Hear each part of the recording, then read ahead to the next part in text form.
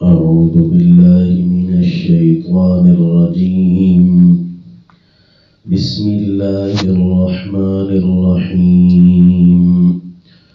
ولقد جاءكم يوسف من قبل بالبينات فما زلتم في شك مما جاءكم به حتى إذا هلك قلتم لن يبعث الله من بعده رسولا كذلك يضل الله من هو مسرف مرتاب. وصلی اللہ علی النبی الکریم. سورہ المؤمن آیت نمبر 34. مرد مومن کا خطاب ہے جو فرعون کی پارلیمنٹ میں، فرعون کے اسمبلی میں کھڑا ہو کر خطاب فرما رہے تھے. فرعون کا رشتہ دار ہونے کے باوجود اللہ نے ان کو کلمہ حق کی بنیاد پر بڑی فضائل سے نوازا تھا. رجل مؤمن من آل فرعون. تو اس نے ایک ایسی نکتہ آمیز تقریر کی، ایسا پیارا انداز اپنایا کہ انسانی مراتب جو گمراہی کی طرف جاتے ہیں ان کے 4 درجوں کی طرف اشارہ کیا. ایسی عمدہ گفتگو فرمائی جسے اللہ کریم نے یہاں نازل فرمایا سورہ المؤمن کے اندر کہ وہ مرد مومن اپنی قوم کو سمجھاتے ہوئے کیا فرما رہے ہیں، جہاں سے ہمیں بھی کچھ سمجھ آ رہا ہے کہ جب بندہ گمراہ ہوتا ہے، رحمت سے دور ہوتا ہے، ملعون ہو جاتا ہے، لعنتوں کا مستحق بن جاتا ہے، اللہ کی رحمت سے دوری اسے ملتی ہے، تو وہ کب؟ اس کے 4 درجے ہیں. وہ کیسے کہ سب سے پہلے شک پیدا ہونے لگ جاتا ہے اللہ کی سچی باتوں میں اور دین میں، اسلام میں، حقائق میں، سچائیوں میں شک. اچھا، جب شک پیدا ہو جائے تو اس کے علاج کے لیے کیا ہے؟ وہی اس کا علاج کر سکتے ہیں جو اللہ کریم ہمیں پیدا کرتے ہیں. تو وہ اللہ کریم نے علاج کے لیے ایک شفا نازل کی، قرآن. فرمایا کہ ہم نے قرآن کو نازل کیا ہے تو یہ ساری کی ساری بیماریاں جو اندر سینے میں گمراہی کی موجود ہوتی ہیں ان کے لیے شفا ہے. وَنُنَزِّلُ مِنَ الْقُرْآنِ مَا هُوَ شِفَاءٌ. اور اسی طرح فرمایا قَدْ جَاءَتْكُمْ مَوْعِظَةٌ مِّن رَّبِّكُمْ وَشِفَاءٌ لِّمَا فِي الصُّدُورِ. تو سب سے پہلے بندے کو شک پیدا ہو جائے تو شک کا علاج وہ پھر براہ راست اپنے اللہ سے کرواتا ہے قرآن کے ذریعے. یہی مرد مومن اپنے خطاب میں فرماتے ہوئے یوں فرماتے ہیں وَلَقَدْ جَاءَكُمْ يُوسُفُ مِن قَبْلُ بِالْبَيِّنَاتِ فَمَا زِلْتُمْ فِي شَكٍّ مِّمَّا جَاءَكُمْ بِهِ. کہ اسی مصر کے اندر سیدنا یوسف علیہ السلام تشریف لائے تھے. یہ فرعون کو اور اس کے حواریوں کو خطاب کرتے ہوئے مرد مومن فرما رہے ہیں کہ سب سے پہلے ہماری بنی اسرائیل کی قوم، یہ بنی اسرائیل کی قوم کے پیغمبر سیدنا یوسف علیہ السلام مصر میں تشریف لائے تھے، جن کو جیل میں ڈالا گیا. پھر جیل کے بعد اللہ نے ان کو عدل کی حکمرانیوں سے مالا مال کیا. پھر سیدنا یوسف علیہ السلام اور بنی اسرائیل کی حکومتیں رہیں اور اس کے بعد ان پر دشمنوں نے حملے کیے، بنی اسرائیل سے حکومتیں چھینی. یوں فرعون آ کر غالب ہوا. تو مرد مومن فرمانے لگے تمہارے ظلم پرانے ہیں.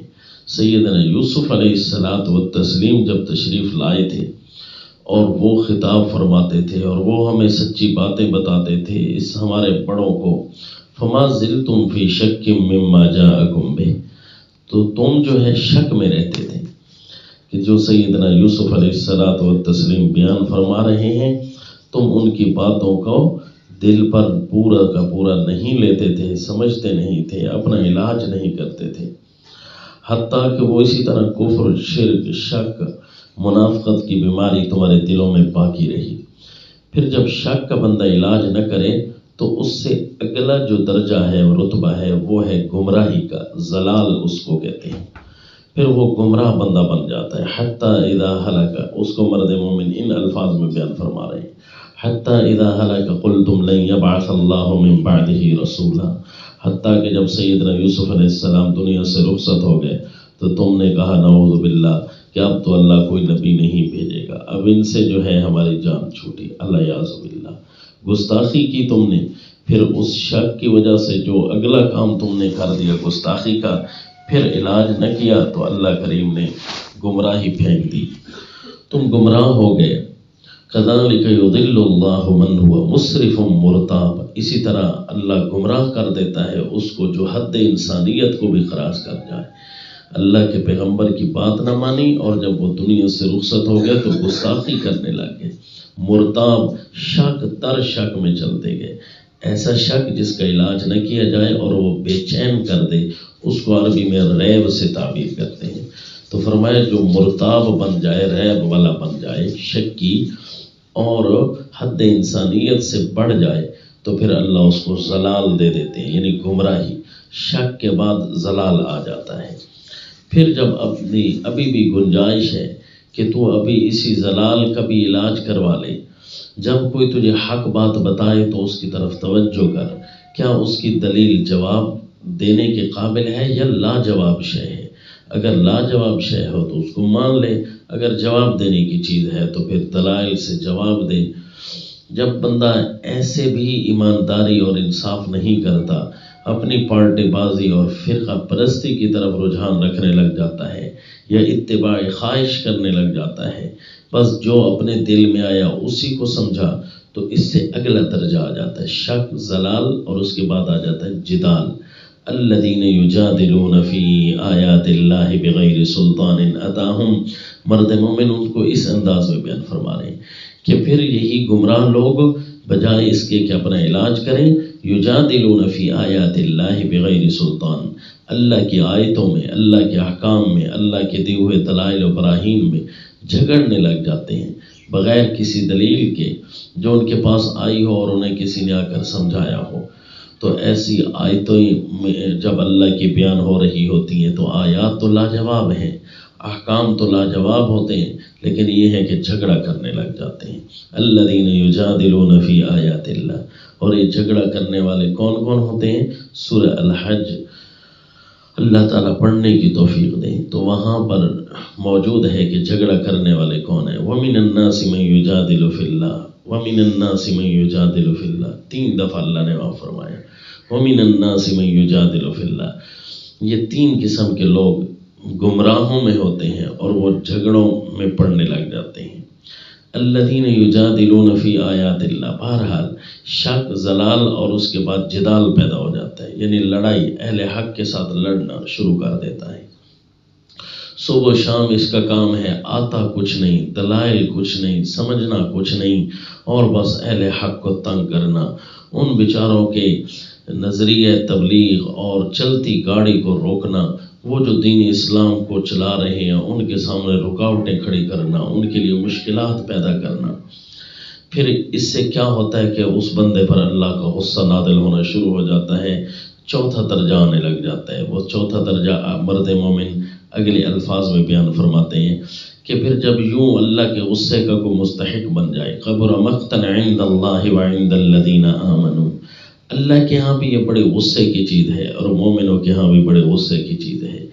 اللہ بھی فرماتے ہیں، مومن بھی کہتے ہیں کہ راہ حق کے اندر شیطان تھا جو رکاوٹیں پیدا کرتا تھا، اب یہ اس کے چیلے بھی کھڑے ہو گئے، اب راہ حق کو خود بھی نہیں مانتے اور آگے بھی نہیں چلنے دے رہے، اپنی قوم، اپنی برادری، اپنے عزیز و اقارب، اپنے ماننے والوں تک، اپنے ساتھ رہنے والوں تک بھی یہ حق کی آواز نہیں پہنچنے دے رہا، کیونکہ یہ مجادل فی آیات اللہ بن چکا ہے، اللہ کی آیتوں میں جھگڑا کرنے والا بن چکا ہے۔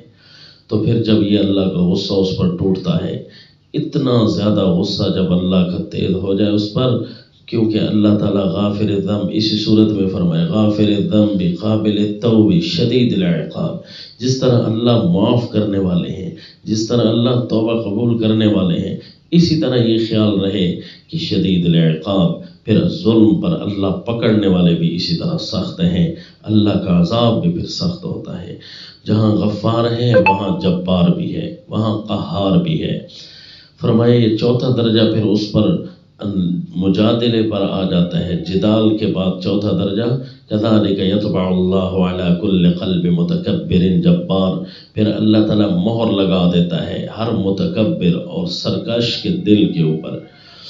مہر لگ جاتی ہے. اس مہر کا معنی ہوتا ہے مہر جباریت، یعنی اب اس کے اندر حق نے داخل ہو نہیں سکنا.